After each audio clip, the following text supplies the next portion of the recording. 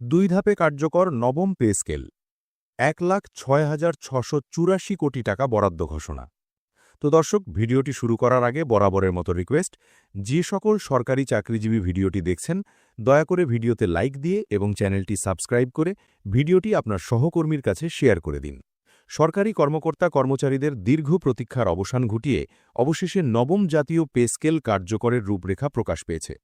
অর্থ মন্ত্রণালয় সূত্রে জানা গেছে, নতুন পে স্কেল ২ ধাপে কার্যকর করা হবে, যেখানে বেতন কাঠামোর আংশিক অংশ চলতি জানুয়ারি থেকেই এবং পূর্ণমাত্রায় কাঠামো কার্যকর হবে আগামী ১ জুলাই ২০২৬ থেকে। এই পদ্ধতি বাস্তবায়নের লক্ষ্যেই চলতি অর্থবছরের সংশোধিত বাজেটে ১,০৬,৬৮৪ কোটি টাকা বরাদ্দ রাখা হয়েছে, যা মূলত বেতন ভাতা ও ভাতা সংক্রান্ত ব্যয় মেটাতে ব্যবহৃত হবে। বাজেট বরাদ্দে বড়সড় পরিবর্তন। ২০২৫-২৬ অর্থবছরের মূল বাজেটে সরকারি কর্মকর্তা কর্মচারীদের বেতন ভাতার জন্য বরাদ্দ ছিল ৮৪,৬৮৪ কোটি টাকা। কিন্তু নতুন পে স্কেল কার্যকরের পরিকল্পনায় সংশোধিত বাজেটে বরাদ্দ বৃদ্ধি পেয়ে দাঁড়িয়েছে ১,০৬,৬৮৪ কোটি টাকা, অর্থাৎ অতিরিক্ত বরাদ্দ হয়েছে প্রায় ২২,০০০ কোটি টাকা। তবে এই অতিরিক্ত বরাদ্দের সম্পূর্ণটাই পে স্কেলের জন্য নয়। বিভিন্ন ভাতা বৃদ্ধি, চলমান সুবিধা, ব্যাংক একীভূতকরণে মূলধন সহায়তা এবং আর্থিক স্থিতিশীলতার অন্যান্য খাতও এই বরাদ্দের আওতাভুক্ত। অর্থ বিভাগের একজন শীর্ষ কর্মকর্তা জানান, বেতন কাঠামোর মূল অংশ ও ভাতা কাঠামো আলাদা কোডে চালু করা হবে। এজন্যই ২ ধাপে বাস্তবায়ন বেশি কার্যকর এবং আর্থিকভাবে নিয়ন্ত্রিত। প্রথম ধাপ চলতি জানুয়ারি থেকে আংশিক কার্যকর।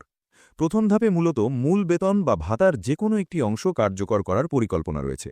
সূত্র বলছে, সবচেয়ে সম্ভাব্য বিকল্প হচ্ছে মূল বেতনের স্কেল জানুয়ারি থেকেই কার্যকর করা এবং ভাতা কাঠামো জুলাই শুরুর বাজেট বরাদ্দের পর পুরোপুরি চালু করা। এতে সরকারি ডাক্তার, শিক্ষক, প্রশাসনিক কর্মকর্তা, প্রতিরক্ষা বাহিনী ও মাঠ পর্যায়ের কর্মচারী সহ বিভিন্ন ক্যাডার ও শ্রেণীর কর্মীদের আংশিক সুবিধা মিলবে। সরকার মনে করছে, নির্বাচন পূর্ব চাপ কমবে, কর্মচারীদের অসন্তোষ কিছুটা প্রশমিত হবে, বাজেটীয় ঝুঁকি কমবে, প্রশাসনিক ও হিসাব ব্যবস্থাপনা অভিযোজিত হবে। দ্বিতীয় ধাপ ১ জুলাই ২০২৬ থেকে পূর্ণ বাস্তবায়ন। দ্বিতীয় ধাপে পূর্ণ বেতন কাঠামো, সংশ্লিষ্ট ভাতাগুলো, টাইম স্কেল ও সিলেকশন গ্রেড সংশোধন, পেনশন ও অবসর সুবিধা, প্রতিরক্ষা ও বিচার বিভাগীয় অংশ, নতুন গ্রেডিং বা ১৬ গ্রেড কাঠামো যদি চূড়ান্ত হয়, ১:৮ অনুপাত প্রয়োগ, সর্বনিম্ন বেতন স্কেল কার্যকারিতা সবই অন্তর্ভুক্ত হবে। এ সময় নতুন সরকার ক্ষমতায় থাকবে বলে অনুমান করা হচ্ছে, ফলে বাজেটীয় সিদ্ধান্ত তাদের অধীনেই হবে। আরও একটি নতুন বিষয়, কার্যকারিতা পেছনে যাওয়ার সুযোগ। অর্থ মন্ত্রণালয়ের সূত্র বলছে, গেজেট দেরিতে এলেও কার্যকারিতা জানুয়ারি থেকে ধরা হতে পারে, যা বকেয়া হিসাবে পরিশোধ করা সম্ভব। এর মানে দাঁড়ায়, সরকার কার্যকর না করলেও ফেব্রুয়ারি-মার্চে গেজেট দিলে জানুয়ারি থেকে বকেয়া দাবি উঠবে এবং এই দাবি কর্মচারীদের জন্য বড় সুবিধা হতে পারে। পে স্কেল কমিশনের ভূমিকা ও অবস্থা। পে কমিশনের প্রতিবেদন ইতোমধ্যেই চূড়ান্ত পর্যায়ে। বর্তমান সুপারিশ সমূহের মধ্যে রয়েছে ১:৮ বেতন অনুপাত, সর্বনিম্ন বেতনের ৩টি বিকল্প, ২১,০০০, ১৭,০০০, ১৬,০০০, টাইম স্কেল পুনর্বিহাল, গ্রেড সংখ্যা ১২ বা ১৬-এ নামিয়ে আনা, পেনশন সুবিধা সংশোধন, প্রতিরক্ষা ও বিচার বিভাগের আলাদা সংযোজন।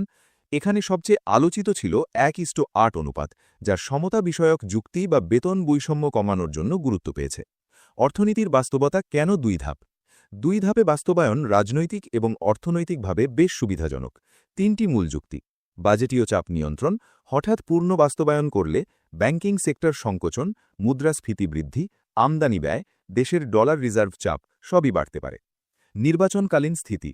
পে স্কেল নির্বাচনকে প্রভাবিত করতে পারে বলে রাজনৈতিক মহল সতর্ক। প্রশাসনিক হিসাব ও গেজেটিং।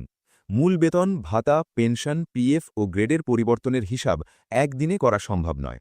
সরকারি কর্মচারীদের প্রতিক্রিয়া। সামাজিক মাধ্যমে প্রতিক্রিয়া মিশ্র। কেউ বলছেন, আংশিক পেলেও ভালো, আগে কিছু একটা আসুক। আবার অন্যরা তীব্র সমালোচনা করে বলছেন, এটা কর্মচারীদের ক্ষোভ কমানোর কৌশল মাত্র, জুলাই পর্যন্ত কেন অপেক্ষা। রাজনৈতিক চাপও বেড়েছে।